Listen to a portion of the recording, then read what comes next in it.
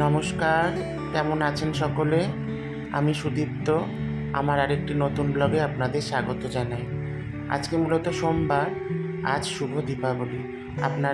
আপনারা যারা আমার রেগুলার ভিউয়ার বা আমার ভিডিও দেখেন, আপনাদের সকলকে জানাই শুভ দীপাবলি, অশেষ অশেষ শুভেচ্ছা। আপনারা তো এতদিনে জেনেই গেছেন আমাদের বাড়িতে মন্দির আছে। মন্দিরে মা মনসা, মা কালী, রাধা গোবিন্দ, শিব ঠাকুর, সব ঠাকুর আছে। তো আজকে আমাদের সেই মন্দিরে মায়ের দীপান্বিতা পুজো। যদিও এটা আমাদের বাৎসরিক পুজো নয়, কিন্তু আমাদের এটা অমাবস্যাতে যেরকম পুজো হয় সেরকমই পুজো।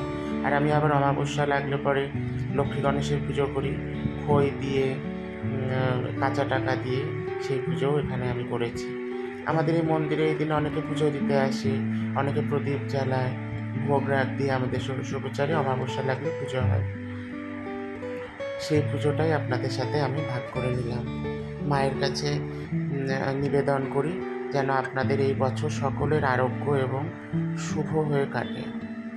তারপরে আমাদের পুজো শেষ হওয়ার পরে আমি চলে এসেছিলাম আমাদের যে ক্লাব আছে, বিদ্যুৎ সংঘ ক্লাব, আমাদের পাড়ার মাঠে। সেখানে তখন পুজোর জোগাড় চলছে, পুজো হবে তখন। আমি আবার এখানে খুব একটা বেশিক্ষণ দাঁড়াইনি, কারণ আমি যাব আমাদের এখানে আনন্দময়ী কালীবাড়িতে, ওখানে আমি পুজো দিই। তারপরে যাব আমি ভারত সেবা আশ্রমে, ওখানকার আমরা শিষ্য, ওখানেও এই দিনে পুজো দিই। পরে এখানে আসবো। আপনাদের সাথে আমাদের পুজোর প্যান্ডেলটা শেয়ার করলাম। কি সুন্দর হয়েছে দেখুন, দুদিকে দুটো ফোয়ারা দিয়েছে, আর গোল্ডেন কালারের, তো রাতের বেলা দেখতে খুব ভালো লাগছে।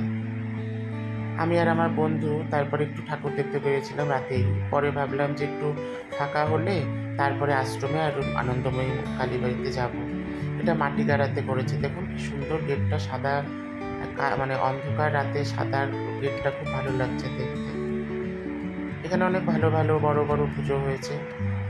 আপনারা যদি শিলিগুড়ির থেকে আমার ব্লগ দেখে থাকেন, তাহলে আমি বলবো আপনারা এই শহরতলির পুজোগুলোও দেখবেন। ওদের পুজোগুলো অনেক বড় হয়।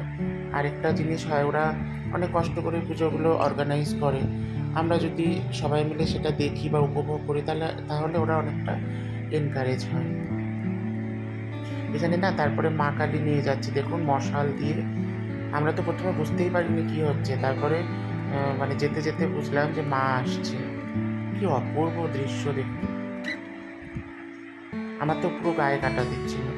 তারপরে আমি চলে গেছিলাম আনন্দময়ী মা কালী মন্দিরে পুজো দিতে। ওখানে তখন পুজো শুরু হয়ে গেছে, অত রাত, তাও মানুষের ভালোই ভিড় ছিল। আর আমি কোথায় দিয়ে পুজো দেবো সেটাই বুঝতে পারছি না। আমি আর আমার বন্ধু খুঁজে বেড়াচ্ছি। তারপরে এই দরজাটাও বন্ধ, পাশের ওই দিকেও বন্ধ। এবার কোথায় যাব কিছুতেই ঠাউর করে উঠতে পারছিলাম না। তারপরে মায়ের কাজ মাই করে, মাই রাস্তা দেখায়। তারপরে ওখানে পুজো দিলাম, ওই ভিড়ের মধ্যে আর শ্যুট করতে পারিনি। আনন্দময়ী কালীবাড়িতে দুর্গা মন্দির আছে, দেখুন কি অপূর্ব সুন্দর মায়ের মূর্তি। এখানে সারা বছরই মা দুর্গা পূজিতা হন, পাথরের মা এখানে।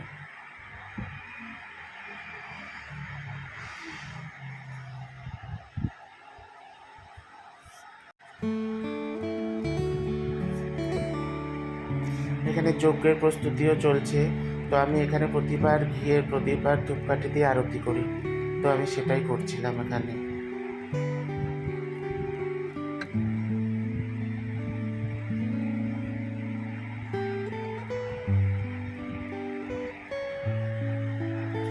ওখানে এত লোক ঘিয়ের প্রদীপ জ্বালিয়েছে আর ধূপকাঠি দিয়েছে, জায়গাটা পুরো ঘিতে ঘিতে পুরো স্লিপারি হয়ে গেছিলো। দেখে শুনে পা রাখতে হচ্ছিলো, বাই চান্স যদি পা হড়কে যায় তাহলে একেবারে ওই মোমের আর ওই প্রদীপের মধ্যে গিয়ে পড়তে হবে। আর সিল্কের পাঞ্জাবি পরা, তো এই দিনে তো বুঝতেই পারছেন যে একটু এরকম বাঙালিয়ানা ড্রেসগুলো বেশি ভালো লাগে পরতে। তো আমার এই পাঞ্জাবিটাও পরেছি, আমার স্টুডেন্টরা আমাকে টিচার্স ডেটা উপহার দিয়েছিল। তো এই পাঞ্জাবিটা আমার কাছে খুব স্পেশাল দিনে আমি পরতে ভালোবাসি। পাঞ্জাবিটা শুধু হলুদ, তো ওর ওপর দিয়ে একটা স্কার্ফ নিয়েছিলাম আমি শুধু। এখানে আরতি করে মনটা যে এত ভরে যায়, মানে কি বলবো। আপনারা যদি এখানে যেয়ে থাকেন তাহলে আপনারাও সেই উপলব্ধি করতে পারবেন। মানে ভেতর থেকে আলাদা একটা ডিভাইন ফিলিং চলে আসে। আর এখানকার মন্দিরও তো অনেক পুরনো। যখন এই মন্দির স্থাপন হয়েছিল তখন এখানে চারণ কবি মুকুন্দ দাস সেখানে গান করেছিলেন এবং সেখানে উনি উপস্থিত ছিলেন। এখানে আগে নহবত বসতো মায়ের পুজোর সময়, সেখানে ওস্তাদ বিসমিল্লাহ খান ওনার যে বাঁশির কারিগরি, সেই বাঁশির অনুবেদনা প্রস্তুত করতেন। তো এই মন্দিরের সাথে অনেক নস্টালজিয়া, অনেক পুরনো অনেক ইতিহাসও জড়িয়ে আছে। কালের বিবর্তনে মন্দিরের ভাবধারা পাল্টেছে, মন্দিরের পরিসরও পাল্টেছে, কিন্তু মায়ের যে আন্তরিকতা এবং মায়ের প্রতি যে শ্রদ্ধা ভালোবাসা, সেটা কিন্তু একই রয়ে গেছে, তাই না? আমার বন্ধু এখানে প্রদীপ দেখাচ্ছিল।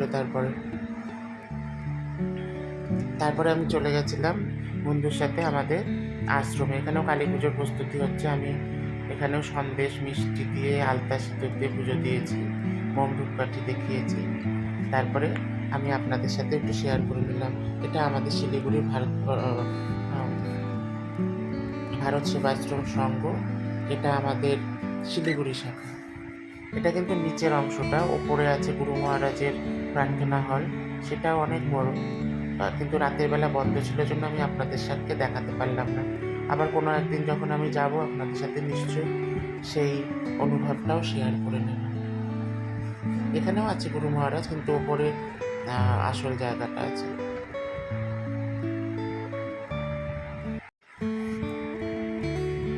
এখানে তখন মায়ের পুজো শুরু হয়ে গেছে, চলছে মায়ের পুজো।